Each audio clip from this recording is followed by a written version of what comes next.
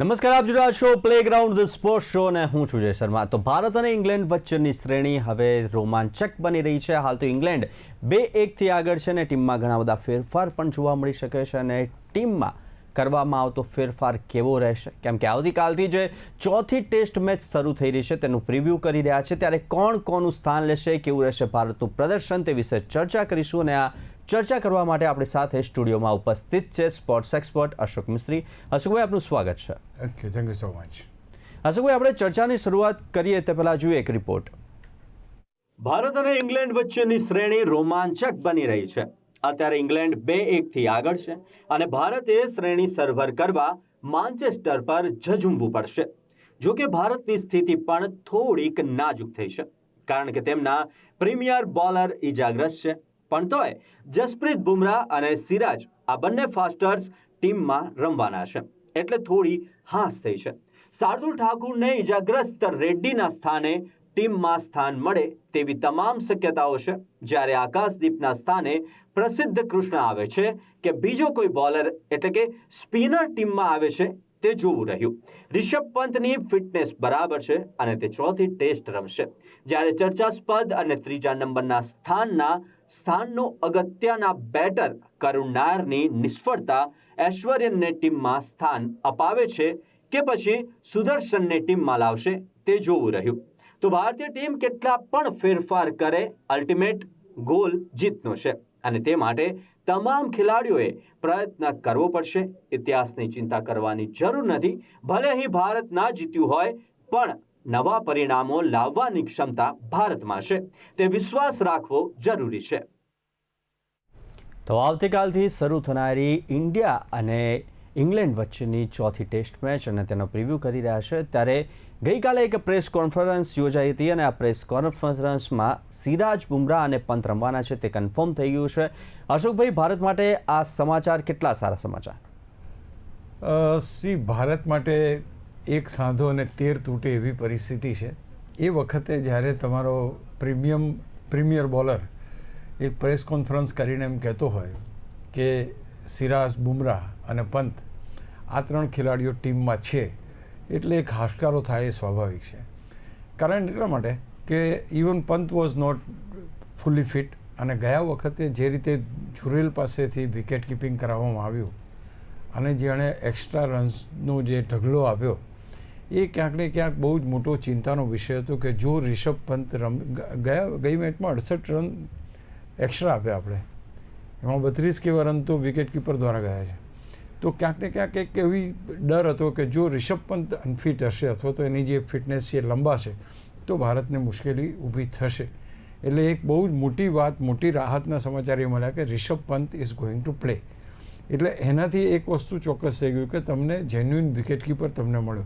ધ્રુવ જુરેલને એક તક મળી હતી, એ તક એને ઝડપવાની જરૂર હતી સારું પ્રદર્શન કરીને, પણ એમાં એણે એટલા બધા રન્સ આપ્યા છે કે જેની કોઈ હદ નથી। એટલે ક્યાંક ને ક્યાંક આ બધી પરિસ્થિતિઓના કારણે રિષભ પંતનું ચોથી ટેસ્ટમાં રમવું જરૂરી હતું। આપણે જાણીએ છીએ Rishabh Pant is one of the finest batter, અત્યારે જે ઇંગ્લેન્ડમાં સફળ બેટર્સમાં એની ગણના થાય, તો માનું છું કે આ એક મોટા સમાચાર છે। સિરાજ રમવાના છે। સિરાજ જ્યારે રમવાના છે એનો અર્થ એ થયો કે તમારો એક ફાસ્ટ બોલર રમવા, અને એની સાથે જસપ્રીત બુમરાહ, કારણ કે એને વર્કલોડના હિસાબે રમવાની થોડી તકલીફ હતી, બટ હી હેઝ એગ્રીડ કે ભાઈ એ પણ રમવાના છે। એટલે આ બંને જણા જ્યારે રમવાના હોય એટલે તમારો બોલિંગ ડિપાર્ટમેન્ટ જે પેસ બેટરી છે, પેસ બેટરીની જે રિધમ છે એ પરફેક્ટ થઈ જાય છે। આગળ ઉપર કેટલા રમશે, બીજા કોણ આવશે એની ચર્ચા પછી કરીશું, પણ અહીં આગળ મુખ્ય વ્યક્તિઓ કોણ છે?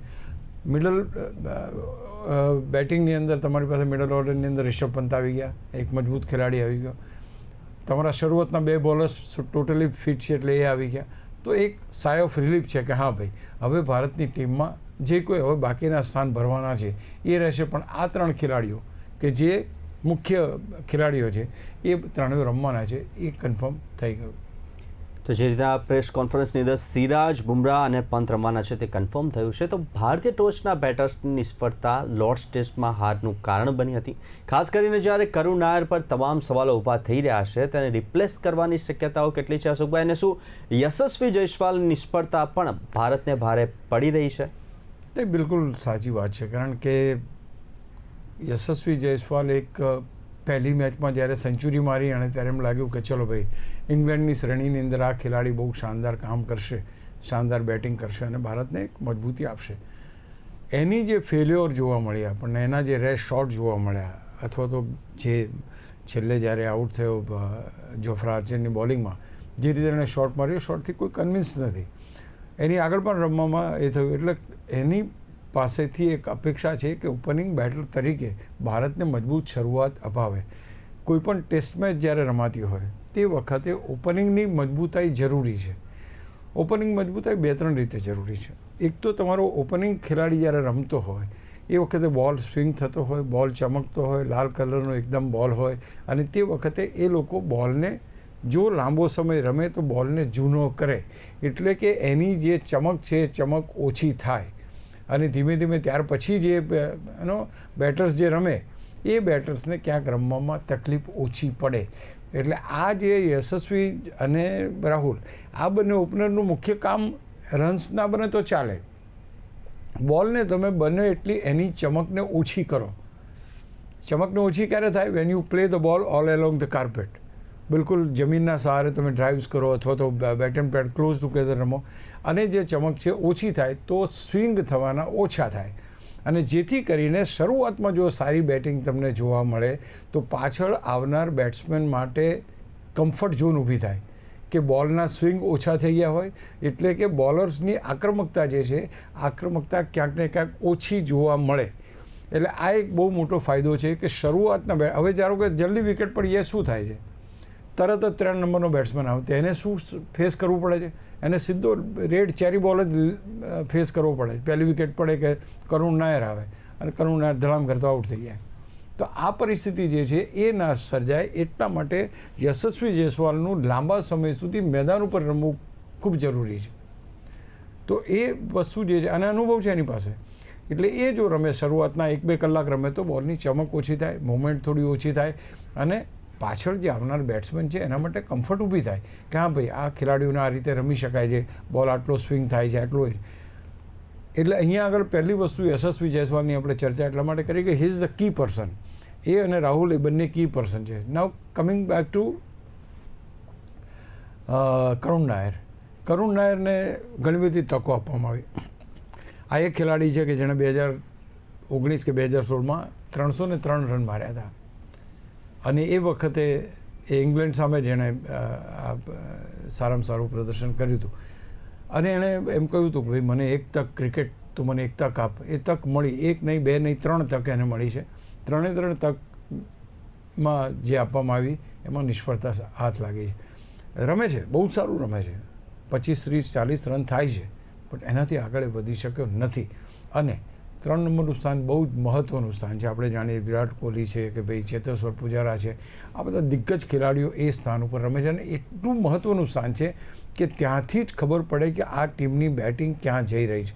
3જા ક્રમનો બેટ્સમેન મોટાભાગની ટીમોમાં જામી જ જાય અને લાંબુ રમે એવા જ ખેલાડીઓ હોય, એ ત્યાં આગળ આપણને એટલું જોઈતું એવું કુશન મળતો નથી, અથવા તો રન્સ બનતા નથી, અને એટલા માટે જે ધાર જોઈએ એ ધાર આપણને મળતી નથી.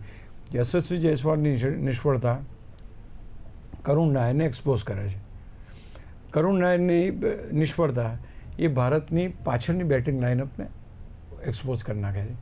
ત્યાર પછી શુભમન ગિલ આવે છે, રિષભ પંત આવે છે. હવે તમારી પાસે શુભમન ગિલ અને રિષભ પંત 2 જ ખેલાડીઓ હોય જેની પાસે તમે બેટિંગની અપેક્ષા રાખી શકો. તો આ પરિસ્થિતિમાં યશસ્વી જયસ્વાલ અને કરુણ નાયર અથવા તો 3 નંબરનો બેટ્સમેન, આ બંનેની ભૂમિકા બહુ જ ક્રુશિયલ છે જો ટીમને જીતવું હોય તો. એટલે થોડીક એમ કહી શકાય ને કે આ T20 તો નથી, દરેક બોલ ઉપર રન મારવાની જરૂર નથી. બોલને પહેલાં જોવું પડશે પિચિંગ ક્યાં થાય છે, કેટલી મૂવમેન્ટ થાય છે, કેટલો બોલ સ્વિંગ થાય છે, અને શાંતિથી રમીને એ કરાવ્યું છે. આમાં દરેક બોલમાં એ જે સંયમ રાખવો જોઈએ. એકચ્યુઅલી ટેસ્ટ ક્રિકેટ છે જ એ વસ્તુ, સંયમ. તમારી પાસે એક ધૈર્ય હોવું જોઈએ તો તમે ટેસ્ટ ક્રિકેટમાં સફળ થઈ શકો. શરૂઆતના બેટ્સમેનો બધા આવા જ હોય, ચીટકું કહેવામાં આવે એને. એ ચીટકું બેટ્સમેન બસ રમી જ જાય, ટકી જ જાય. તો એ પ્રકારના બેટ્સમેનો જોઈએ. સુનિલ ગાવસ્કર હતા, આયા તો રમવાનું 100 રન કરીને જ જાય. જોફ્રી બોયકોટ હતા, 100 રન કરીને જ જાય. તો આ બધી પરિસ્થિતિમાં ઓપનિંગ અને જે આપણે 3જા નંબરનું સ્થાન, આ બહુ ક્રુશિયલ છે. ભારતને જીતવું હોય હવે અહીંયા બીજો પ્રોબ્લેમ એ છે કે પ્રેશર ભારત ઉપર છે. ઇંગ્લેન્ડ તો 2-1 આગળ છે. ભારતને જીતવાનું છે. જીતવા માટે એને આક્રમક બનવું પડશે. પેલા લોકો આક્રમક નહીં બને, એ લોકો જેટલું બને એટલું ડિફેન્સિવ થશે. એ ડિફેન્સિવ ના થાય અને આપણે આક્રમક થઈએ એ વધારે જરૂરી છે. એના માટે બેટિંગ મજબૂત કરવી પડે. તો આ રીતે જોવા જઈએ તો કદાચ આ બંને ખેલાડીઓનું જે પ્રદર્શન છે એનાથી ભારતને મોટું નુકસાન ગયું છે અત્યાર સુધી, એમ કહી શકાય. અશોકભાઈ, આપણે બેટિંગ ડિપાર્ટમેન્ટની વાત કરી તો હવે ભારતના બોલિંગ ડિપાર્ટમેન્ટની વાત કરીએ તો બોલિંગમાં પણ આક્રમણમાં ગાબડા પડ્યા હોય તેવું લાગે છે, અને ખાસ કરીને નીતિશ રેડ્ડી છે અને તથા આકાશદીપ છે તે ઇજાગ્રસ્ત થયા છે. ત્યારે ભારત તેના રિપ્લેસમેન્ટ તરીકે કોને ટીમમાં સ્થાન આપી શકે છે? હવે અહીંયા તમારી પાસે જે બોલર્સ હતા અથવા તો જે તમે હેતુથી, ધારો કે નીતિશ રેડ્ડીને તમે ટીમમાં કેમ લાવ્યા હતા કે he is a allrounder with the pace bowling. ઘણા વોશિંગ્ટન સુંદર છે allrounder with spin bowling, Ravindra Jadeja allrounder with spin bowling. તો તમે નીતિશ કુમાર રેડ્ડીને તમે ટીમમાં લાવ્યા. હવે એની ઇન્જરી છે, is not going to play now. તો એને માટે કોણ સારામાં સારું? તો તમારે બોલિંગ અને બેટિંગ બંને કરી શકે એવો ખેલાડી જોઈએ. તો તમે કોની સામે એમ કરો તો શાર્દુલ ઠાકુર, કે જેની પાસે બોલિંગ પણ સારી છે, જે જરૂર પડે તો બેટિંગ પણ સારી કરી શકે છે અને તમને એક સારું પ્રદર્શન આપીને કોન્સોલિડેટ તમને ટીમને એક મજબૂતી આપે છે. હવે આ બંને ખેલાડીઓ એકબીજાનું રિપ્લેસમેન્ટ થઈ ગયા. હવે તમારી પાસે આકાશદીપનું રિપ્લેસમેન્ટ જોઈએ છે. He is also not going to play. હવે અહીંયા બહુ જ મહત્ત્વની ઘટના છે, મહત્ત્વની વાત છે કે આકાશદીપના સ્થાને તમે કોને લાવો? તો ભારત તો ડેફિનેટલી એમ વિચાર કરે કે ભાઈ અનુભવી માણસ છે, પ્રસિદ્ધ કૃષ્ણાને પાછા લાવીએ. કારણ કે પ્રસિદ્ધ કૃષ્ણા એ જસપ્રીત બુમરાહના આવવાથી બહાર થયો હતો. તો અત્યારે હવે જસપ્રીત બુમરાહ રમવાના છે, પણ એની જો જગ્યા પડી છે તો પ્રસિદ્ધ કૃષ્ણાને ટીમમાં લાવવો જોઈએ. That is a normal phenomena કે આવું કંઈક કરવું જોઈએ આપણે. તો હવે ધારો કે તમે એને લાવો છો ટીમમાં, તો તમે ત્યાં કોઈને બીજા કોઈ ખેલાડીનો તક મળે એવી શક્યતા નથી. હર્ષદીપ પણ ઇન્જર્ડ છે. એટલે એ વખતે તમારી પાસે એક સ્પિન બોલિંગનો ઓપ્શન તમારી પાસે કુલદીપનો છે, પણ હું નથી માનતો કે કુલદીપનો સ્પિન ઓપ્શન એ ટીમમાં સ્થાન એને અપાવે. કારણ કે તમારી પાસે ઓલરેડી 2 સ્પિનર છે, રવિન્દ્ર જાડેજા છે, તમારી પાસે વોશિંગ્ટન સુંદર છે, અને Kuldeep is a exclusive bowler. He doesn't bat much. એટલે એને એક સ્પેશિયલાઇઝ બોલર તરીકે ટીમમાં સ્થાન આપવું, અને એવા વખતે કે જ્યારે ભારતને જીતવાની બહુ જ જરૂર હોય તે વખતે થોડીક શક્યતા મને એની ઓછી લાગે છે. બાકી પ્રસિદ્ધ કૃષ્ણ ટીમમાં આવે એવી પૂરેપૂરી શક્યતા છે. પેલી બાજુ આપણે જે વાત કરી શાર્દુલ ઠાકુરની, એનો પણ એક ચાન્સ બને છે કે ભાઈ ત્યાં આગળ આવી શકે. અને આ બેમાંથી કોઈ જગ્યાએ કંઈ એમ લાગે કે 3 સ્પિનર રમાડવા જેવી કોઈ પીચ નથી, સાચું પૂછો તો. કે આ પીચ એકચ્યુઅલી જોવા જાવ તો વરસાદ પણ પડી ગયો છે, વાદળછાયું વાતાવરણ પણ છે, ગ્રીન ટોપ દેખાય છે, એટલે ફાસ્ટ બોલિંગ માટેના જે કહેવાય સંકેતો બધા જોવા મળે છે. તો આમાં સ્પિનરને લાવવો કે કેમ, એક બહુ મહત્ત્વની બાબત બની શકે. 2 સ્પિનર તમારી પાસે હોય તો આ રીતે પ્રસિદ્ધ કૃષ્ણ અને શાર્દુલ ઠાકુર એ બોલિંગ ડિપાર્ટમેન્ટમાં અંદર આવે એવી શક્યતા અત્યારે લાગે છે. અશોકભાઈ, આપણે બોલિંગ ડિપાર્ટમેન્ટની વાત કરી, બેટિંગ ડિપાર્ટમેન્ટની વાત કરી, રિપ્લેસમેન્ટ શું થઈ શકે છે, કોનું સ્થાને આવી શકે છે તેની પણ વાત કરી. તો હવે મેદાનની વાત કરીએ તો માન્ચેસ્ટરના મેદાન પર ગ્રીન ગ્રાસ છે, વાદળછાયું વાતાવરણ છે, કોને લાભ મળી શકે છે અને ખાસ કરીને ટીમમાં કોનો દાવો વધુ મજબૂત બને છે? સ્પિનર વિશે વિચારી શકાય કે કેમ?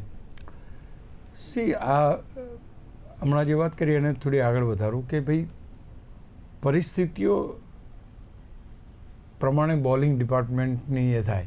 ધારો કે તમારી પાસે વરસાદ ઓલરેડી થઈ ગયો છે, વાદળછાયું વાતાવરણ છે, એ વખતે સ્વિંગ બોલરને વધારે એનો ફાયદો થાય અથવા તો એડવાન્ટેજ થાય.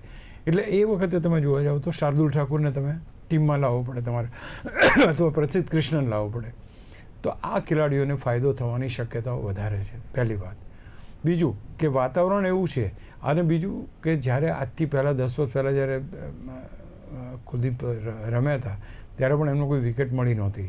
એટલે પણ એક બહુ મહત્ત્વની ઘટના છે કે ભાઈ if is not able to go for such things, તો પછી એને લેવાનો કોઈ ફાયદો નથી. એટલે અહીં આગળ પીચને જોઈએ આપણે, અને જે રીતે અત્યાર સુધી જે રન્સ બન્યા છે એ રન્સ ક્યાંક ને ક્યાંક બેટર્સે બનાવ્યા છે, એની સામે સ્પિનર્સ એટલા સફળ થયા નથી. એટલે આ એની શક્યતા મને ઓછી જણાય છે. પ્રસિદ્ધ ક્રિષ્ના અને શાર્દુલ ઠાકુર આ બંને ખેલાડીઓની ટીમમાં જરૂર પડશે. અશોકભાઈ, આપણે અગાઉ પણ વાત કરી હતી કે ત્યાં આપણું માન્ચેસ્ટરના મેદાન ઉપર એટલું સારું પ્રદર્શન નથી જોવા મળ્યું. તો ઇંગ્લેન્ડ હાલ 2-1 આગળ છે, ત્યારે કેવી રણનીતિ સાથે ઇંગ્લેન્ડ મેદાન પર ઉતરશે, અને જો ઇંગ્લેન્ડ આ મેચ જીતી જાય છે તો શ્રેણી પણ ભારતના હાથમાંથી નીકળી જવાની સંભાવના છે. કેવી રણનીતિ હશે ભારતની? પહેલી વસ્તુ બહુ ક્લિયર છે કે ભારતને જીતવાનું જ છે, આની પાસે બીજો કોઈ રસ્તો નથી. ઇંગ્લેન્ડ પાસે તો કદાચ ધારો કે ડ્રો થઈ ગઈ તો બી જ વાંધો નહીં, શ્રેણી હારી નથી, પણ જો જીતી જાય છે ઇંગ્લેન્ડ તો શ્રેણી એમના ભાગે જતી રહેશે. એટલે અહીં આગળ પૂરેપૂરો જે ભાર છે એ ભાર તમે ભારત ઉપર જોઈ શકો છો. અચ્છા, આ ભારની શું અસર થાય? શરૂઆતમાં ધારો કે 1-2 વિકેટ પડી ગઈ તો કેપ્ટન અને રિષભ પંત આ બે ખેલાડીઓ પર સમગ્ર ટીમનો ભાર આવી જાય. સૌથી મહત્ત્વની વાત આ છે કે ભાઈ, કારણ કે એમને સ્કોર કરવો જ પડે. પહેલાં તમારી બેટિંગ આવે છે તો તમે 500+ સ્કોર ના કરો તો કોઈ મતલબ નથી રહેતો. એટલે તમારે મોટો સ્કોર કરવો પડે, અને એ માટે તમારે બેટિંગ કરવી પડે. આ પણ ઇંગ્લેન્ડની પાસે શું છે, ઇંગ્લેન્ડને અત્યારે થોડોક ફ્રી હેન્ડ છે, એટલે થોડા એમની જે પેલી જૂની બાસબોલ સ્ટાઇલ છે, ચોગ્ગા છગ્ગા મારવાની રમત, એનો કદાચ ઉપયોગ કરે. હવે આની આગળની મેચ જીતવાની હતી એટલે એમણે એમની રીતે કમ્ફર્ટેબલ રમીને જીતી ગયા. પણ આ જે પરિસ્થિતિ છે એ થોડોક માનસિક રીતે એમ થાય કે આપણે 2-0 આગળ, પણ એટ ધ સેમ ટાઈમ એ પણ જરૂરી છે કે એવો પણ નિર્ણય એ લોકો કરે કે યાર ચલો કમોન, આ જીતી જઈએ આપણે, એટલે શ્રેણી આપણા હાથમાં આવી જાય. તો એ પ્રયત્નો પણ કરશે લોકો. આ બંનેમાં ભારતને નુકસાન વધારે છે. બાસબોલ ક્રિકેટરમાં તોય ભારતને નુકસાન છે, અને જો જીતવાનો ટ્રાય કરે તોય ભારતને. એટલે ભારતને નુકસાન ઇન ધ સેન્સ કે they have to score much. હવે સ્કોર કરવા માટે તમારી પાસે કેવી, જો તમે ટોસ જીતો અને પહેલાં બેટિંગ આવે તો અલગ વાત છે. If you are not winning the toss તો શું, તો ઇંગ્લેન્ડ બેટિંગ કરે તો શું? તો એ પરિસ્થિતિમાં ભારતને નુકસાન જવાના ચાન્સીસ વધારે છે. આ પ્રકારની વાતાવરણમાં ઇંગ્લિશ બેટર્સ વધારે સારી રીતે રમી શકે આપણા બોલર્સને એવું લાગે. અશોકભાઈ, હવે ઇંગ્લેન્ડની વાત કરીએ તો ઇંગ્લેન્ડનો લોર્ડ્સનો મેચ વિનિંગ બોલર એટલે કે બશીર, જે ઈજાને કારણે હાલ તો ટીમમાંથી બહાર થઈ ગયો છે, ત્યારે તેના સ્થાને જે આવેલ છે લોસન કોઈ ખાસ પ્રભાવ પાડી શકે તેમ છે? બેઝિકલી ઘણા બધા વર્ષો પછી લોસન રમે છે. જ્યારે 303 રન માર્યા ત્યારે એ ટીમમાં હતો, ત્યાર પછી ઘણા બધા બોલર્સ આવ્યા, એને બોલાવવામાં આવ્યો છે. પહેલી વસ્તુ એ કે સ્પિનરનું મહત્ત્વ લોર્ડ્સના મેદાન પર જેટલું હતું એટલું માન્ચેસ્ટરના મેદાન પર ના પણ હોય. શા માટે બશીરને લોકો યાદ કરે છે? કારણ કે બશીરના એ બોલે કે જે બોલે સિરાજ આઉટ થયો અને આખી મેચ જીતી ગયા, એના માટે આપણે એને યાદ કરીએ છીએ. એટલે ખાસ કરીને સ્પિનરનું મહત્ત્વ 2-3 જગ્યાએ છે કે ભાઈ, એક તો કોઈ ખેલાડી જામી ગયો અને તમે સ્પિનરને બોલ આપો ને તમને વિકેટ અપાઈ શકે, એ પ્રકારની સ્થિતિ ઊભી થાય અને સ્પિનરને તક મળે તો અલગ વસ્તુ છે. બાકી મેન ટુ મેન રિપ્લેસમેન્ટમાં હું નથી માનતો કે કંઈ બહુ ખાસ ફેર પડે. On the contrary, Bashir is much more dangerous. કારણ કે બશીરે અત્યાર સુધીની જે રમાઈ મેચો એમાં જોઈ લીધું કે ભારતીય બેટિંગ કઈ રીતે કરે, ભારતીય બેટિંગ કઈ રીતે કરે છે, કયા બેટ્સમેનને સાચવવાના છે, કોનો વીક પોઈન્ટ ક્યાં છે, સ્ટ્રેન્થ ક્યાં છે, આ બધી વસ્તુની એને ખબર પડે. તો આ એક બહુ મહત્ત્વની વસ્તુ છે કે તમારી પાસે એક્સપિરિયન્સ બોલરના જગ્યાએ તમે એક એવો બોલર લાવ્યા છે ઘણા વખત વર્ષો પહેલાં રમતો હતો, એટલે બહુ મોટો ઇમ્પેક્ટ પડે એવી કોઈ શક્યતા નથી. અને ટીમમાં આવે છે કે કેમ એ પણ જોવું પડશે. ફાઇનલ 11માં તો એનો સમાવેશ થયો છે, એટલે એ આપણે ચોક્કસ જોઈ શકીએ કે એ કેટલું ભારતને નુકસાન પહોંચાડી શકે છે. પણ બશીર હું માનું છું કે એના કરતાં વધારે સારો બોલર ગણી શકાય, એટલે એનો એડવાન્ટેજ આપણે લઈ શકીએ છીએ કે નહીં એ જોવાનું રહ્યું. અશોકભાઈ, હવે ફાઇનલ ક્વેશ્ચન પર આવીએ તો ટોસ કેટલો મહત્ત્વનો છે, અને ટોસ જીત્યા પછી શું નિર્ણય કરવો યોગ્ય રહેશે? ટોસ ભારત માટે જીતવો અગત્યનો છે. ભારત ટોસ હારે છે તો તકલીફ ઊભી થાય છે. ભારત ટોસ જીતે, હું માનું છું કે એ બેસ્ટ, કારણ કે અત્યારે ભારતની સ્ટ્રેન્થ એ બેટિંગ છે, બોલિંગ નથી. બોલરો તમારા 2 સારા બોલરો બહાર છે અને બીજા બોલર આવવાના છે, એમની પાસે તમારી અપેક્ષાઓ છે. પણ બેટિંગ તમારા 5 જે ખેલાડીઓ છે એ 5 ખેલાડીઓ પાસેથી મજબૂત પ્રદર્શન કરવું હોય તો પહેલાં બેટિંગ લેવી પડે. જો યશસ્વી જયસ્વાલ, KL રાહુલ, રિષભ પંત, શુભમન ગિલ અને કરુણ નાયરના સ્થાને કોણ આવે છે એ પણ જોવાનું રહેશે. ઈશ્વરન આવે છે કે નથી આવતું એ જોવાનું રહેશે, કે પછી સુદર્શનને તક મળે છે એ જોવાનું રહેશે. તો એ 5 બેટ્સમેનોએ એન્શ્યોર કરવું પડશે કે 500 પ્લસનો સ્કોર બને. If we are through with that 500 total તો આપણને એડવાન્ટેજ મળી શકે. આ એડવાન્ટેજ ટોસ હારવાથી ઇંગ્લેન્ડ પાસે જતો રહી શકે છે. એટલે આ એક બહુ મહત્ત્વની વસ્તુ છે કે ભારત ટોસ જીતે તો એનો એડવાન્ટેજ વધારે છે, પહેલાં બેટિંગ કરે તો પણ એડવાન્ટેજ વધારે છે, મોટો સ્કોર મૂકીને સામેની ટીમને તમે ગ્રીપમાં લઈ શકો. હું માનું છું કે toss is very vital for India, કારણ કે ઇન્ડિયાને શ્રેણી સરભર કરવાની છે, ઇંગ્લેન્ડને તો જીતવાની જ છે. અશોકભાઈ, જે આપણે અગાઉ પણ વાત કરી કે 2-1થી હાલ તો ઇંગ્લેન્ડ આગળ છે ને જો આ મેચ પણ જીતે છે તો સિરીઝ સીધી તેના હાથમાં જઈ શકે છે. જો આ જે ચોથી મેચ છે તેની અંદર કેવા પ્રકારના આપણે રિપ્લેસમેન્ટ થઈ શકે છે તેની પણ વાત કરી, બોલિંગ ડિપાર્ટમેન્ટની, બેટિંગ ડિપાર્ટમેન્ટની વાત કરી, તો ભારતની ટીમે શું ખાસ ધ્યાન રાખવું પડશે આ ચોથી મેચમાં? બેઝિક્સ આપણી સ્ટ્રેન્થ શું છે? તો આપણી સ્ટ્રેન્થ બેટિંગ છે અત્યારે. Let us take it that way. ભલે બુમરાહ રમે છે, બરાબર છે, પણ તે છતાંય બેટિંગ આપણી સ્ટ્રેન્થ છે. આપણા 5 બેટ્સમેનો એ વર્લ્ડના બેસ્ટ બેટ્સમેનો છે. શુભમન ગિલે પહેલી ઇનિંગમાં બીવડી હતી, બીજી ઇનિંગમાં 150 પ્લસનો સ્કોર કર્યો છે. યશસ્વી જયસ્વાલ સેન્ચુરી કરી ચૂક્યો છે. KL રાહુલ શાનદાર રમી ચૂકે છે, 99 રન 100 રન માર્યા ગયા વખત એણે. રિષભ પંત બહુ શાનદાર રમે છે. તો હું માનું છું કે આપણી સ્ટ્રેન્થ છે. અને ત્યાર પછી રવિન્દ્ર જાડેજા આવે છે. તો આ 6 બેટર્સ જે છે એ 6 બેટર્સ જો સારું રમે તો ભારતને કોઈ વાંધો આ ટેસ્ટમાં આવી શકે એમ નથી. બટ ધ થિંગ ઇઝ કે એ એમને ઇંગ્લેન્ડ ડ્રોમાં બી લઈ જવાનો ટ્રાય કરશે. એ બધા પ્રયત્નો ઇંગ્લેન્ડ તરફથી છે. ભારતને બેટિંગ કરશે. જો પહેલી મોટી બેટિંગ કરે, ભલે 2 દિવસ બેટિંગ કરે, પણ એક મોટો ટોટલ મૂકે કે જેથી કરીને બાકીના 3 દિવસમાં ભારતને પરિણામ લાવવું હોય તે લાવી શકે. એ પરિસ્થિતિ ઊભી કરવાની જવાબદારી એ આ 5-6 બેટ્સમેન ઉપર છે. અને એ બેટ્સમેનો કરી શકે એમ છે. They are in good touch. અમુક શોટ્સ એવા રેશ રમાઈ જાય છે અથવા તો એ થાય છે. અને બીજું સૌથી મહત્ત્વની બાબત આપણે જોવી પડશે ભારતની ફિલ્ડિંગ. ગયા વખતે ભારતે 68 રન 60 પ્લસનો સ્કોર જે રન કહેવાય એ એક્સ્ટ્રા આપ્યા. ઓછામાં ઓછા અડધો ડઝન કેચ પડતા મૂક્યા. એમાં KL રાહુલનો બહુ ઇઝી કેચ આપણને જોવા મળ્યો તો કે ડ્રોપ થયો. આ પરિસ્થિતિ સંભાળવી પડશે અને ક્યાંક ભારતે મજબૂત પ્રદર્શન કરવું પડશે ફિલ્ડિંગ અને બેટિંગમાં. અશોકભાઈ, જે પ્રમાણે આજે ચર્ચા કરી, પ્રેસ કોન્ફરન્સ યોજાઈ, તેના બાદ નવા નિર્ણયો લેવામાં આવ્યા, રિપ્લેસમેન્ટ યોજવામાં આવી. હવે જોવાનું રહેશે કે ચોથી મેચની અંદર કોનું પલડું ભારું રહેશે. અને આપ અમારી સાથે આ ચર્ચા કરવા માટે જોડાયા તે બદલ ખૂબ ખૂબ આભાર. Thank you so much. તો કેવી રહેશે ચોથી મેચ? આવી જ રીતના દરેક સ્પોર્ટ્સ ઇવેન્ટના પ્રિવ્યૂ, રિવ્યૂ, એનાલિસિસ અને ડિસ્કશન માટે જોતા રહો પ્લેગ્રાઉન્ડ ધ સ્પોર્ટ્સ શો. નમસ્કાર.